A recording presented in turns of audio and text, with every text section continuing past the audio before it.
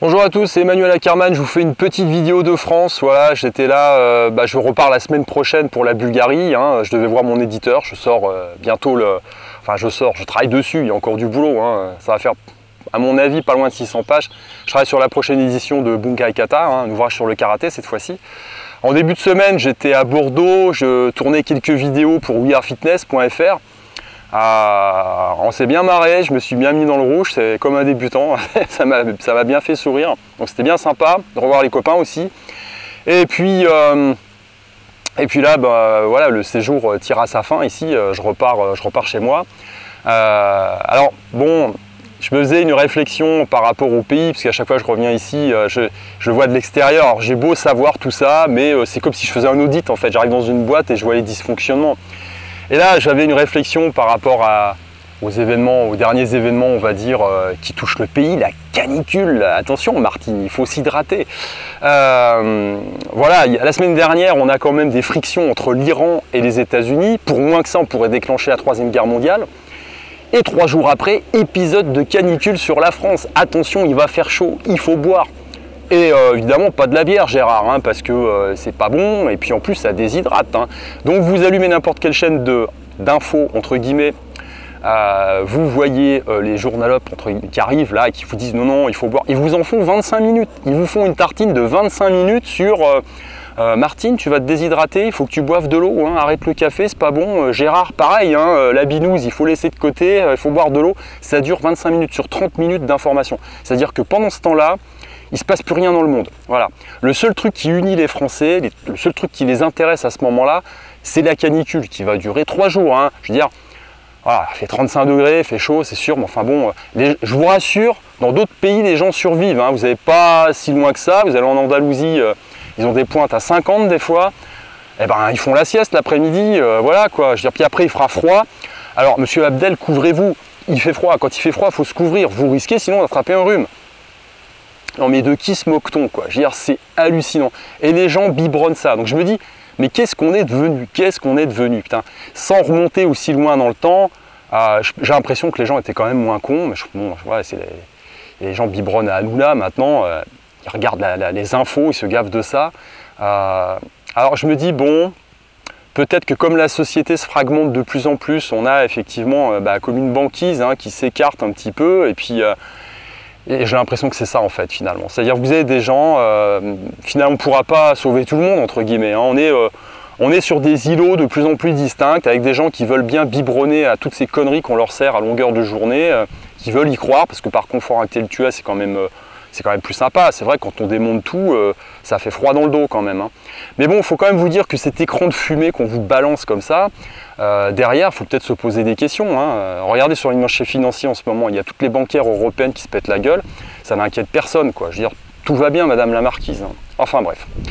Moi, ça fait longtemps que j'ai arrêté avec tout ça. Hein. Je veux dire, je viens de l'Est de la France, donc... avoir vu toute une bande d'enculés, hein, voilà, on va dire ça comme ça, débarquer sur les plateaux dans les années 80 pour nous dire que le nuage de Tchernobyl avait fait le tour des frontières, hein, parce qu'évidemment nos voisins, eux, étaient informés. Les Suédois, a priori, se ruaient dans les pharmacies pour prendre des pastilles d'iode, mais nous, il n'y a pas de souci, parce qu'en France, on est quand même toujours au-dessus du lot. On fait confiance aux infos ou au journal, c'est écrit. Hein, et on a vu un ponte arriver aux infos pour nous dire la vérité. La fameuse Pravda, hein, ça rappelle d'autres choses. Hein. Enfin bref. Donc ça, je trouve ça un peu pathétique. Bon, c'est comme ça. Alors, je vais quand même partir sur des notes positives parce que ça, c'est quand même le constat. Mais après, il y a quand même des choses positives. Je suis allé faire le Hellfest avec mon fils.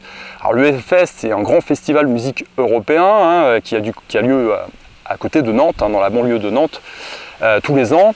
C'est la fête du métal, entre guillemets. Donc, vous avez plusieurs générations là, de gens qui aiment la musique rock qui se retrouvent pour une grand-messe qui va durer 3 jours. Alors, l'ambiance est vraiment top. J'ai trouvé vraiment... il y a beaucoup de respect. Alors, vous avez plusieurs générations qui sont là.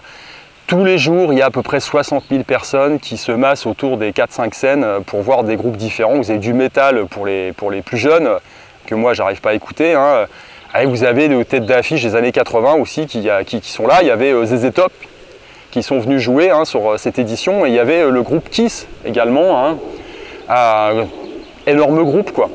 Et donc du coup, j'ai noté plusieurs choses. La première, c'est effectivement cette entraide qu'il peut y avoir, parce que je vous laisse imaginer sur 3 jours, hein, il faisait chaud aussi, hein, et il n'y a pas que des gens qui se désaltèrent à l'eau, hein, je peux vous dire. Le Hellfest, c'est sur 3 jours 440 000 litres de bière. Alors pour les amateurs, là, voilà. Donc j'aime autant vous dire qu'il y avait de la viande saoule par terre, allongée dans un coma plus ou moins avancé. Et les gens qui sont autour, les jeunes, les plus vieux, les plus jeunes, voilà, personne ne reste allongé sur le sol trop longtemps. Il y a des gens qui viennent voir si ça va, et j'ai trouvé ça super, avec beaucoup de respect, il y a beaucoup d'entraide.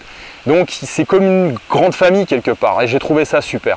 Et donc je me dis, en élargissant ma réflexion, on ne pourra pas sauver tout le monde. Je pense que, après, est-ce qu'on aura tort ou raison, j'en sais rien, mais en même temps, arriver à un certain point, je crois que ce qui est important, c'est de se regrouper entre gens qui partagent les mêmes valeurs. Voilà. Et donc du coup, à l'échelle d'une nation, je pense que c'est plié, c'est mort, c'est voilà, plus rien à faire. Mais par contre, à mon sens, le phénomène de tribu, la communauté, je pense que ça peut permettre justement de passer des caps difficiles.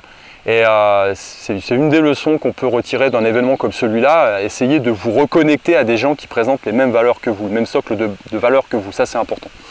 Ensuite, la deuxième chose que j'ai notée, encore une fois, j'avais beau le savoir, mais c'est toujours sympa de le voir, c'est vivez vos tripes, soyez en accord avec vous. J'ai vu les membres fondateurs du groupe Kiss sur scène. Ce groupe a été fondé en 1973. Il reste encore 2 membres fondateurs d'origine. Il y a Gene Simon, le bassiste, et le chanteur, dont j'ai oublié le nom.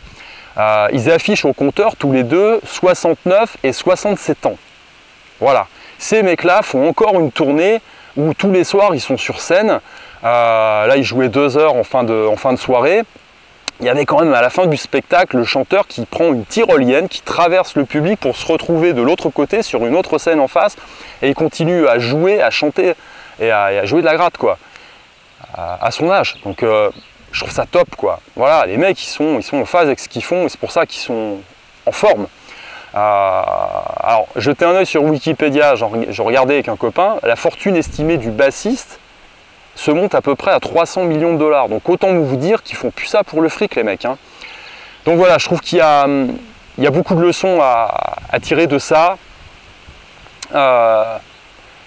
Pour être heureux, il faut être en phase avec soi.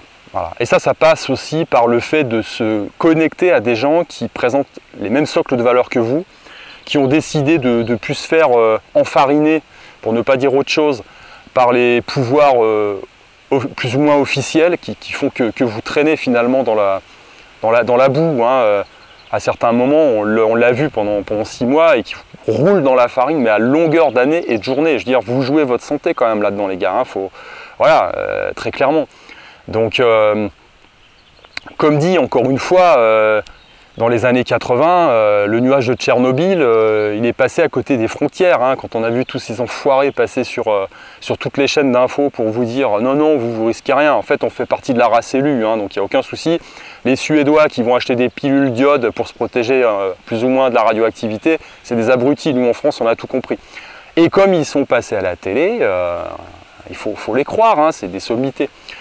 Donc bref, moi j'ai envie de vous dire, déconnectez-vous de ça, restez centré sur vos objectifs, ce que vous avez envie de faire, ce qui vous fait vibrer. Prenez exemple sur ces types-là qui montent encore sur scène et qui communient avec leur public. Voilà, essayez de retrouver des gens avec qui vous partagez des valeurs fortes. Et je pense que c'est un bon moyen de poursuivre la quête du bonheur, on va dire. Voilà. Allez, sur ce, je vous dis à bientôt. Je pense que la prochaine vidéo, je la ferai en Bulgarie. Hein. Allez, à toutes. Ciao, ciao.